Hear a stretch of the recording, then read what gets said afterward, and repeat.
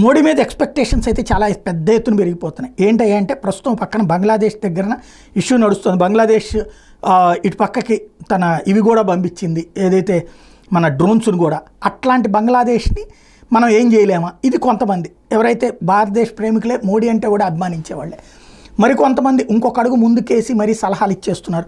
Syria అధ్యక్షుడు పారిపోవడం, దేశంలో తిరుగుబాటు దళాలు దేశాన్ని స్వాధీనం చేసుకోవడం మంచి అవకాశంగా తీసుకుని ఇజ్రాయెల్ సిరియాలోని అత్యున్నత శిఖరాన్ని మరికొన్ని వ్యూహాత్మక ప్రాంతాలను స్వాధీనం చేసుకుంది కదా. ప్రస్తుతం బంగ్లాదేశ్ ఉన్నటువంటి స్థితిలో చికెన్ నెక్ సహా మరికొన్ని ప్రాంతాలను వెంటనే భారతదేశం వచ్చిపరుచుకోవాలి. బంగ్లాదేశ్ నుండి భవిష్యత్తులో ప్రమాదం లేకుండా చేసుకోవాలి. భారత్ సైనిక చర్యకు వెనకాడటం ఉండకూడదు అన్నటువంటి. బట్ వాళ్ళ కోరుకుంటుంది కూడా అదే, అట్లాంటి స్వాధీనం చేసుకుంటే ప్రపంచం ముందు భారతదేశం ఆక్రమణదారుగా చూపించేటటువంటి ప్రయత్నం చేస్తారు. అదే సందర్భంలో రాబోయేటువంటి రోజులు ఎప్పటిదాకా సరే మనకు ఉన్నటువంటి అలీన విదేశాంగ విధానానికి ఎదురు దెబ్బ తీసినట్టు అవుతుంది.